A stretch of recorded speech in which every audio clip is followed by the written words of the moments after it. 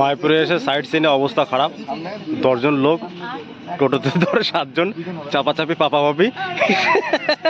500 টাকা বাঁচাতে গিয়ে একদম দেখো পেছনে আর একজন কেরিয়ারে উঠবে, নীলেশ কেরিয়ারে উঠবে, এই অবস্থা।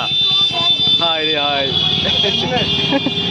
করলাম আমরা 4-5টা জায়গায় ঘোরার জন্য, তার জন্য নিয়েছিল মাত্র 500 টাকা। আর এখানে ডিসক্রিপশন ও সেই মজা, পুরো 10 জন মিলে একটা টোটোতে মায়াপুরে সেই সেই জার্নি। মায়াপুরে সকাল 9টার সময় বেরিয়ে পড়লাম, আবার নতুন করে মায়াপুরে উদ্দেশ্যে বিভিন্ন সাইট সিনগুলো দেখার জন্য, আর কোন কোন লোকেশানে সেইগুলো দেখিয়ে দেবো আজকে লোকেশানগুলোতে। আর মোটামুটি 10 জন উঠলাম একটা টোটোতে, সবাই আছে এখানে। আজকে 2-3 ঘন্টা লাগবে মোটামুটি সাইট সিনগুলো, তারপর আবার ইস্কন মন্দিরে যাবো। আর কাকা আছে এখানে, তো কত রেট করে সেটাও বলে দেবো। আসলে এরকম রাস্তাঘাটে সমস্ত জায়গাতে আপনারা দেখতে পাবেন যে এরকম কীর্তন করে বেড়াচ্ছে, এবং এই দৃশ্য খুবই মধুময়, খুব আনন্দদায়ক। সবাই জুতো মোজা খুলে একদম পা দুলিয়ে, ঠান্ডা লাগছে। আমি জুতো মোজা খুলবো কি করে সেটাই ভাবছি। আমি কি মোজাটা খুলে যাবো?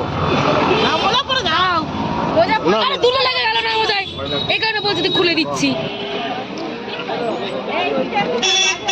প্রথম দর্শনীয় স্থানটা হচ্ছে মায়াপুর শ্রী চৈতন্য মঠ। এই মঠের মন্দিরে আমরা প্রবেশ করলাম।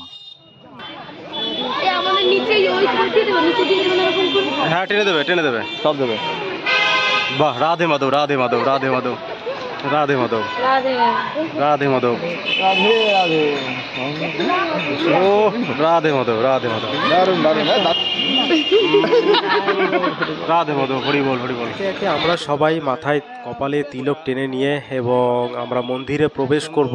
আর এখানে সবাইকেই দেখতে পাচ্ছি যে সবাই কপালে তিলক টেনে মন্দিরে প্রবেশ করছে। মন্দিরে প্রবেশ করার জন্য তিলক টানা এরকম কোনো ব্যাপার নেই, কিন্তু মায়াপুরে এসে যদি আমরা তিলক না টানতে পারি, কপালে তিলক না পড়তে পারি, তো আমাদের আনন্দটাই এবং মায়াপুরে এই মাধুর্যটাই আমরা অনুভব করতে পারবো না। তাই সবাই মিলে একটু একটু করে, ছোট বড় সবাই যা আছে আর আমরা একসঙ্গে যারা গেছিলাম, সবাই একে একে আমরা একটু করে তিলক টেনে নিলাম। আর সবাইকে দেখতেও খুব ভালো লাগছিল, আর মনে হচ্ছিল যে এইভাবেই আমরা সারাটা জীবন তিলকটা টেনে যদি আমরা ভগবানের আরাধনা করতে পারি আরো ভালো লাগে। 70 টাকা, 70 টাকা, 5 টাকা করে একজনের ভাবা যায়। হ্যাঁ দিতে হলো কি করলো, সবাই পুরোপুরি একদম চৈতন্যদেব হয়ে সেজে গুজে একদম, দেখুন আমার গিন্নিটাকে 5 টাকা করে লাগলো, পাক্কা 5 টাকা করে। 70 টাকা, আমরা 9 জন। হ্যাঁ পার পিস তো 5 টাকা করে, 5 টাকা করে।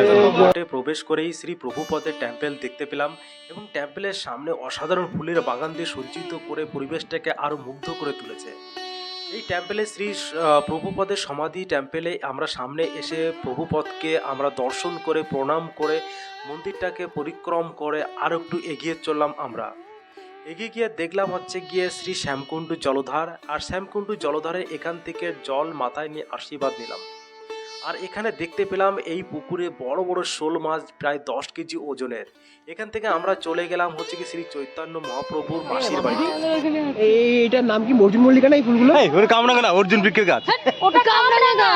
অর্জুন বৃক্ষ, আমি বলছি কামরাঙা। এটা কামরাঙা, তুমি আমার সাথে চ্যালেঞ্জ করো যে আমিও 500 টাকা পেড। 500 টাকা না, আমার 1000 টাকা পেড। 500 টাকা পেড। কামরাঙা গাছ এটা। এই তো কামরাঙা গাছ। ওটা কামরাঙা, ওটা অর্জুন বৃক্ষ। ওটা কামরাঙা গাছ। 1000 টাকা, 1000 টাকা ঠিক আছে, দাও দাও দাও। 1000 টাকা ধরেছো তো?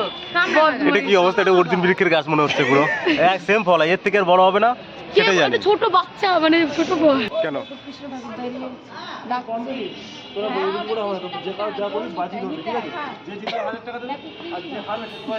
আমরা শ্রী প্রভুপদের টেম্পল, সমাধি টেম্পল দেখার পরে এসে পৌঁছালাম শ্রী চৈতন্যদেব মহাপ্রভুর মাসির বাড়িতে। এখানে এসে দেখি সমস্ত মহাপুরুষের অনেক রকম তথ্য, অনেক রকম বাণী এখানে প্রদর্শন করা আছে। সেই সাথে মাসির বাড়ির এখানে টেম্পলে এসে আমরা পৌঁছালাম। আর এখানে এসে শ্রী চৈতন্যদেবের অনেক স্মৃতি এখানে দেখতে পেলাম, আর কত মানুষের সমাগম। শ্রী চৈতন্যদেবের প্রণামের এখানে প্রণামী রেখে আমরা প্রভুকে দর্শন করলাম, এবং অসাধারণ দৃশ্য অসাধারণভাবে তাকিয়ে আছে আমাদের সম্মুখে, এবং দারুণ লাগছে। দেশ বিদেশ থেকে অনেক ভক্তবৃন্দ এসছে এই মায়াপুর মহাপ্রভুর ধামে, আর এখানে এসে অনেক অজানা তথ্য জানার চেষ্টা করছে। যেমন এই কেলিকদম বৃক্ষ আমারও জানা নেই, তাই এখানে প্রভু সেটা বিশ্লেষণ করে শোনাচ্ছে সবাইকে। देखा है ना गेट के सामने एकदम टमाटर। तो ये जो केली कदम वृक्ष है, ये केली कदम वृक्ष कृष्ण भगवान का अतीब प्रिय। क्यों? क्योंकि इसका जो कलर है, इसका जो फूल का जो कलर होते हैं, ये बिल्कुल राधा रानी का कलर जैसे है। इसीलिए भगवान को बहुत पसंद है ये केली कदम। इसीलिए वैष्णव लोग हमेशा भगवान का पसंद का चीज लाते हैं। तो हमें क्या करना है, भगवान को जो पसंद है वही। তুমি নিয়েছো জল? হ্যাঁ লিপি দিয়ে দিয়েছি। তাই नासाय परमानंददायिने गिरिराज गोवर्धन महाराज की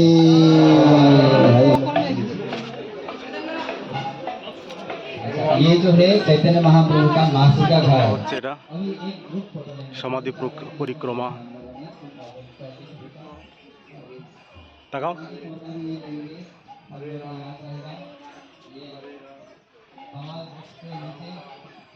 মন্দির মালা দান করবো এখানে, তো তার জন্য 4 বার পরিক্রম করে তারপরে।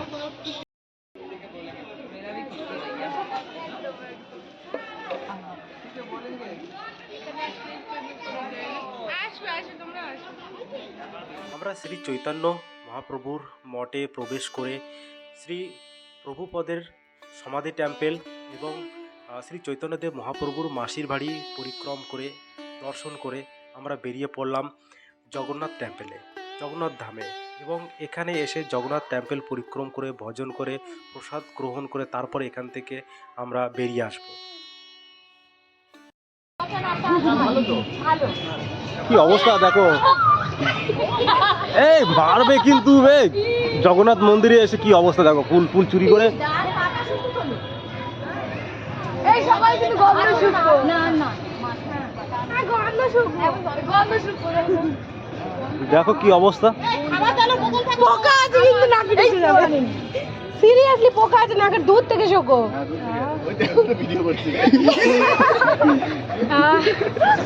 সব নেশাগ্রস্ত লোক কিন্তু এরা। হ্যাঁ কেমন লাগলো ফুলের গন্ধ? দারুন, রজনীগন্ধা। রজনীগন্ধা না, এটা কি জানো? গন্ধরা তো এরকম ছোট ছোট চারা হয়। না না গন্ধ, ওই যে মালা গলায় দিয়ে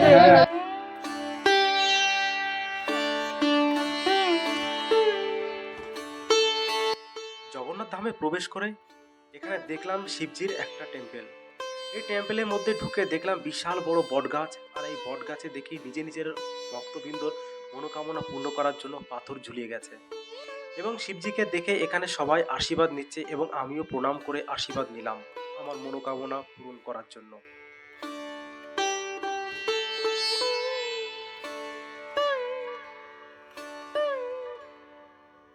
মন্দির চত্বর ভেতরে একটা সুন্দর পুকুর আছে, আর সেখানে হাসাকৃতি একটা নৌকা আছে। এখানে বড়রাও ছোটদের সঙ্গে আনন্দে মত্ত করে তুলেছে, কারণ এটা আনন্দের জায়গা এবং প্রেম বিতরণের জায়গা। এটাই বলে মায়াপুর ধাম। বাচ্চারাও তিলক টেনে ধুতি পরে আনন্দে মত্ত হয়েও গেছে, কারণ এখানে হচ্ছে প্রেমের ধাম, মায়াপুর ধাম। তাই সবাই সবাইয়ের মধ্যে প্রেম বিতরণ করছে।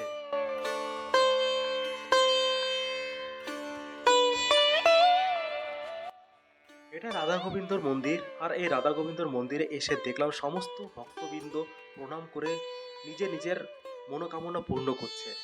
আমিও এগিয়ে গিয়ে প্রণাম করলাম এবং নিজের মনোকামনা ভগবানের কাছে চাইলাম।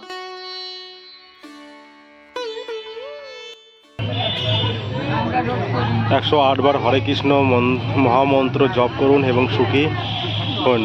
এখানে 108টা পাথর আছে, আর প্রত্যেকটা পাথরের উপর পা রেখে বলতে হবে হরে কৃষ্ণ কৃষ্ণ কৃষ্ণ হরে হরে, হরে রাম রাম রাম হরে হরে।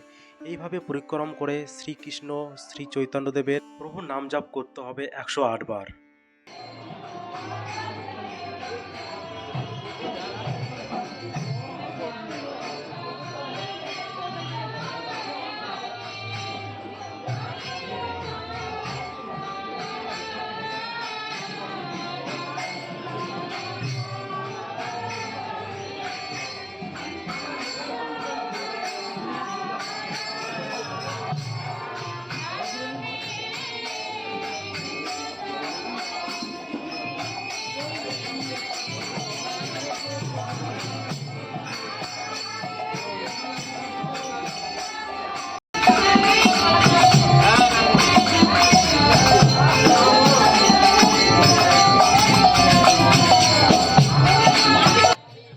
নাম কীর্তন শোনার পরে আমাদের কপালে ছিল, তাই আমরা জগন্নাথ ভগবানের দেখা পেলাম।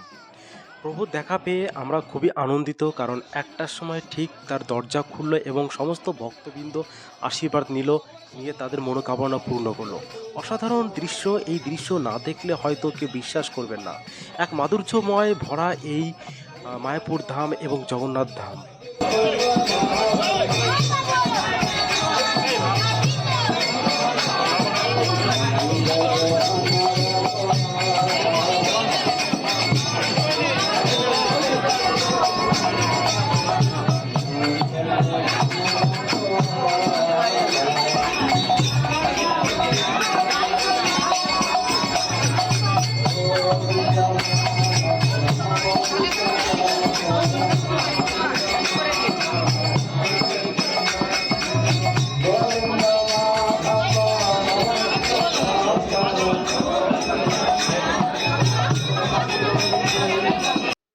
তারপরে জগন্নাথ মন্দির পরিদর্শনের পরে আমরা এলাম শ্রীবাস অঙ্গনে।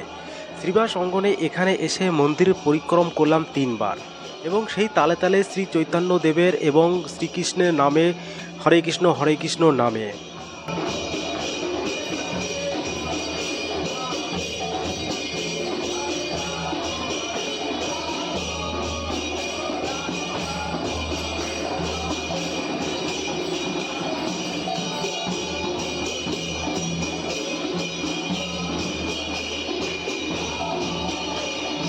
শ্রীবাস অঙ্গনের পাশেই আছে সমস্ত রকম সন্ন্যাসীদের সমাধি স্থান, আর এখানে প্রবেশ করতেই নিজের মনে একটা অন্যরকম শান্তি অনুভব করলাম, কারণ নিজেকে মনে হচ্ছে একদম মহাপুরুষের মধ্যে, সমস্ত সন্ন্যাসীদের মধ্যে এত কাছে চলে এসেছি, আর একটা অন্যরকম শান্তি ফিলিংস নিচ্ছিলাম মনের মধ্যে।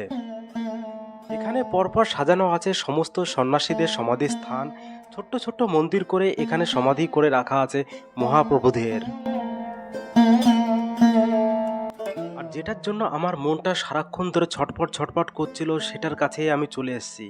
সেটা হলো মহাপ্রভু চৈতন্যদেবের জন্মস্থান।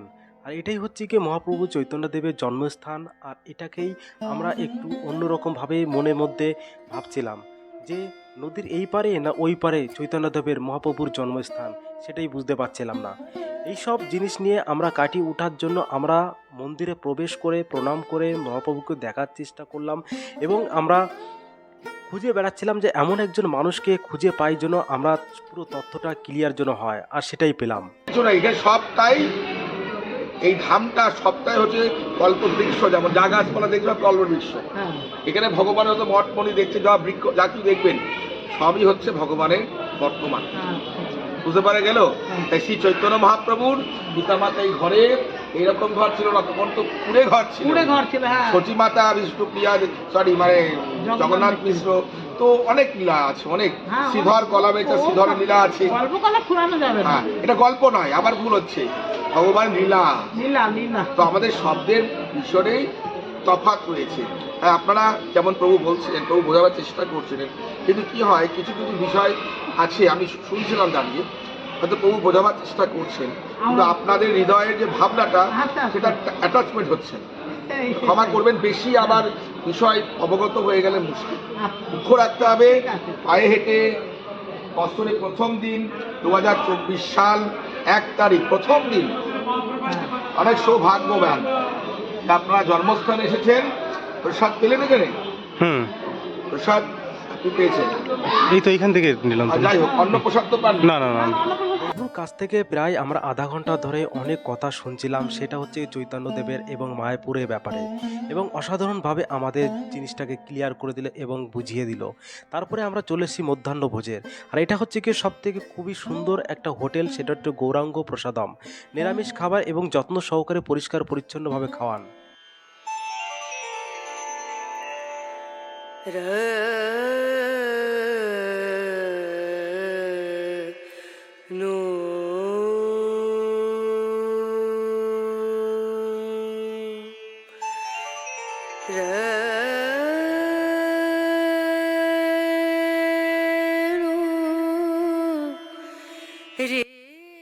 মায়াপুরে আসবো আর গোশালায় আসবো না তা কখনো হয়?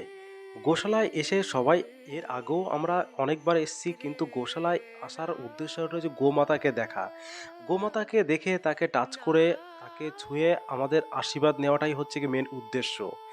এখানে এসে যেমন গোমাতা দেখা পেলাম, তেমনি হচ্ছে গিয়ে তাদের সুস্বাদু এখানে ক্ষীর দই, দই, বিভিন্ন রকম দুধের প্রসাধন, খুবই সুন্দর এবং আনন্দদায়ক খাবার।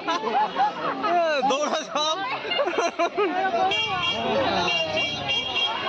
এ বাবা, ও, টাকা দিতে হবে, টাকা দিতে হবে, টাকা দিতে হবে। ওই দেখ কায়দা আছে, ওই যে টাকা দিয়ে দিচ্ছে উপরে।